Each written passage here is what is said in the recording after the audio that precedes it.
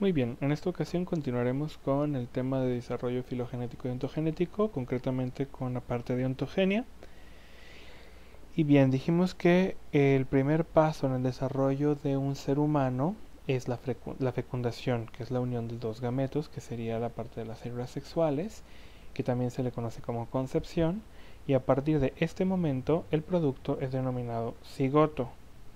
Del cigoto viene una serie de divisiones sucesivas que lo van a ir llevando desde cigoto a embrión y de embrión a feto.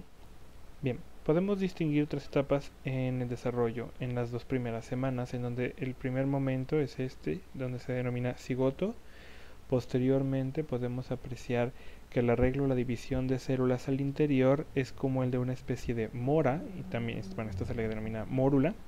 Y posteriormente las células al interior van generando o van acomodándose, digamos, en dos áreas bien delimitadas, que esta parte es la que llamamos blástula.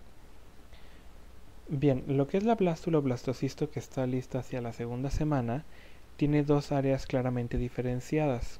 Por un lado está el trofoblasto y por otro lado está el embrioblasto.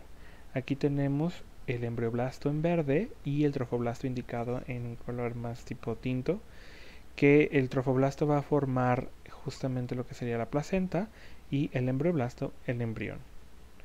Hacia la tercera semana ahora ya tenemos tres capas, que son el ectodermo, el mesodermo y el endodermo.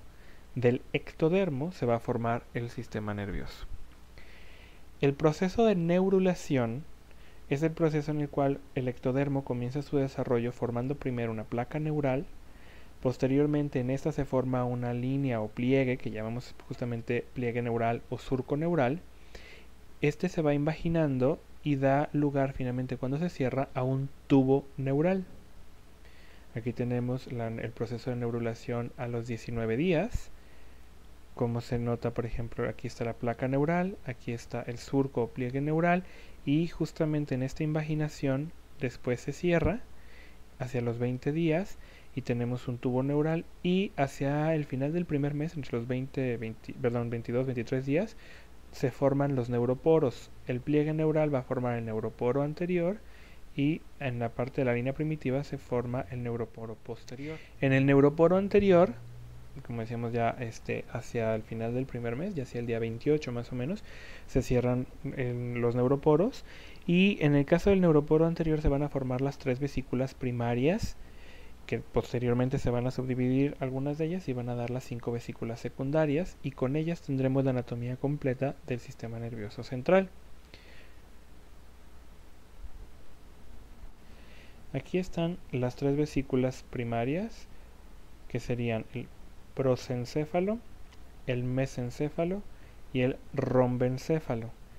El prosencéfalo se va a dividir después en telencéfalo y diencéfalo.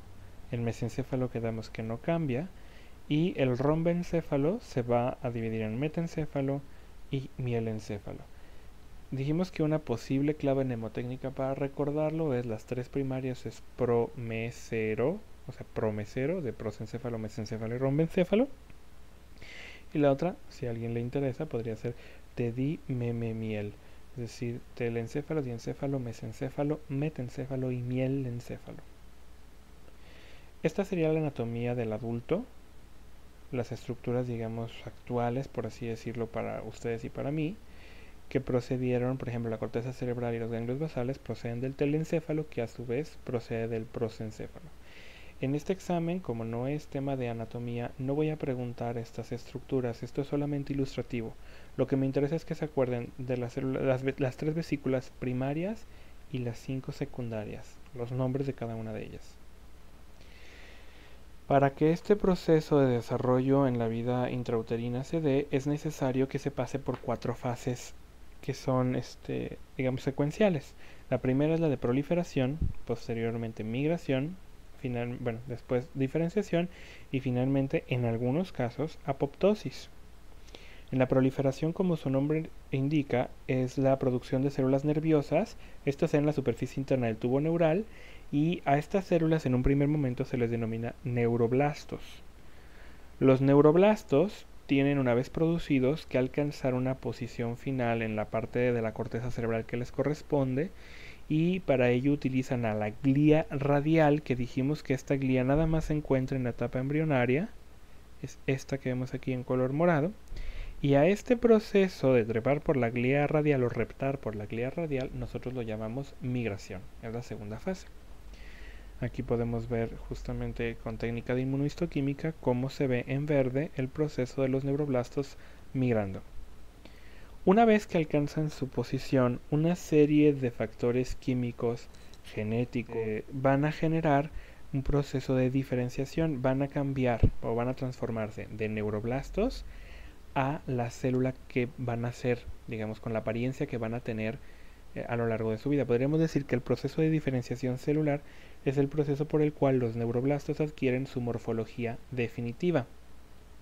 Pueden convertirse, por ejemplo, en una neurona, en un oligodendrocito o en un astrocito. Y este lo llamamos diferenciación celular. Es decir, ya se produjeron, ya migraron, tienen que tomar una apariencia característica y posteriormente, en algunos casos está programado que la neurona, pues si no tiene una función clara para el organismo, fallezca o perezca, y a esto le llamamos apoptosis. Es la muerte neuronal programada, a diferencia de la necrosis. Ese proceso permite eliminar conexiones inútiles o bien células que quedaron inmaduras, que no alcanzaron su proceso de diferenciación o que inclusive en la migración quedaron atrapadas, digamos, en la sustancia blanca. Hasta aquí terminamos el tema. Muchas gracias.